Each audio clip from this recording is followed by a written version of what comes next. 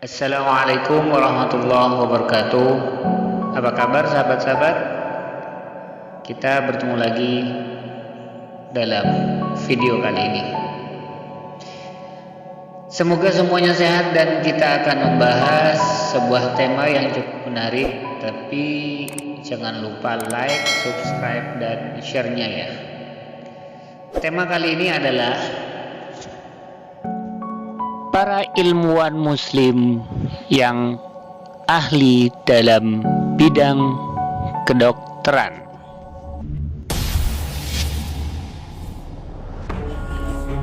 Abu Bakar Muhammad bin Zakaria Ar-Razi atau disebut Raises, seorang dokter dan ahli kimia serta filsafat, telah menulis 200 judul buku mengenai kedokteran.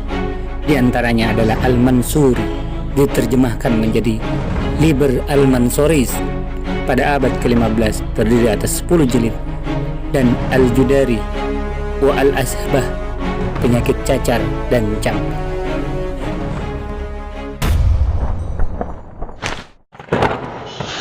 Abul Qasim Al-Zahrawi. Kehebatan dan profesionalitas Al-Zahrawi sebagai seorang ahli bedah diakui para dokter di Eropa. Sosok dan pemikiran Al-Zahrawi begitu dikagumi para dokter serta mahasiswa kedokteran di Eropa. Pada abad ke-14 Masehi, seorang ahli bedah Prancis bernama Guy de Coulans mengutip Al-Tasrif hampir lebih dari 200 kali kitabnya. Kitab Al-Tasrif ini menjadi pegangan para dokter di Eropa hingga terciptanya era Renaissance hingga abad 16 Masehi. Ahli bedah berkebangsaan Prancis Jacques Delechaume yang lahir 1513 Masehi dan meninggal 1588 masih menjadikan Al-Tasrif sebagai rujukan. Subhanallah.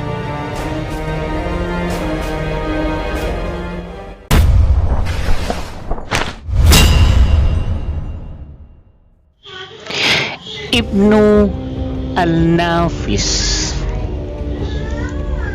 Dalam studinya, Ibnu Nafis menggunakan beberapa metode dan observasi survei dalam percobaan. Ia mempelajari ilmu kedokteran melalui pengamatan terhadap sejumlah gejala dan unsur yang mengetahui tubuh. Menurut Ibnu Nafis, selain melakukan pengobatan, memeriksa unsur-unsur penyebab munculnya penyakit itu juga perlu. Selain itu, ia juga memaparkan mengenai fungsi pembuluh arteri dalam jantung sebagai pemasok darah bagi otot jantung atau cardiac musculature. Penemuannya mengenai peredaran darah di paru-paru ini merupakan penemuan yang sangat menarik.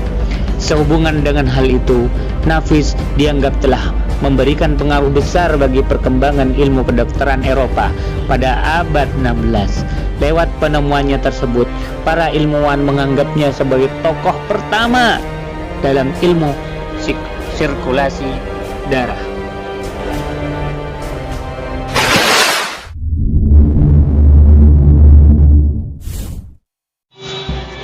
Abu Zaid Al-Balkhi jauh sebelum Barat mengenal metode penyembuhan penyakit jiwa dan tempat perawatannya.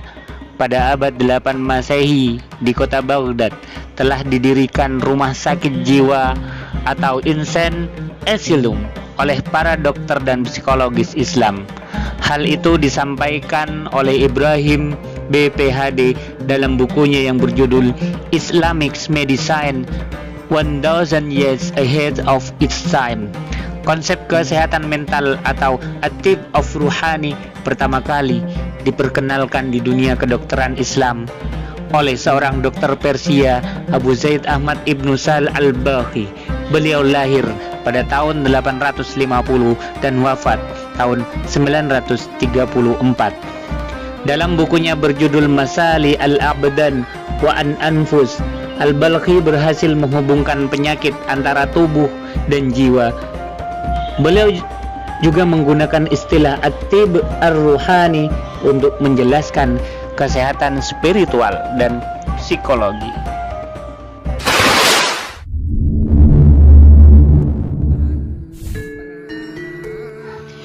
Ibnu Sina seorang penulis, seorang ilmuwan, seorang dokter juga yang banyak oleh orang barat dikenal sebagai Avicenna.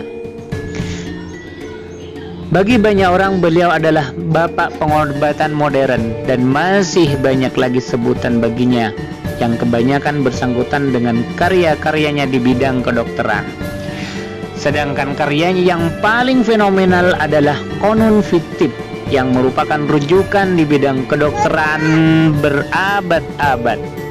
Ibnu Sina mendapat gelar Medishorum Principal atau Raja Dokter oleh kaum Latin skolastik. Ia juga diberi gelar sebagai Raja Obat dalam dunia Islam. Ia dianggap sebagai zenith, artinya puncak tertinggi dalam ilmu kedokteran.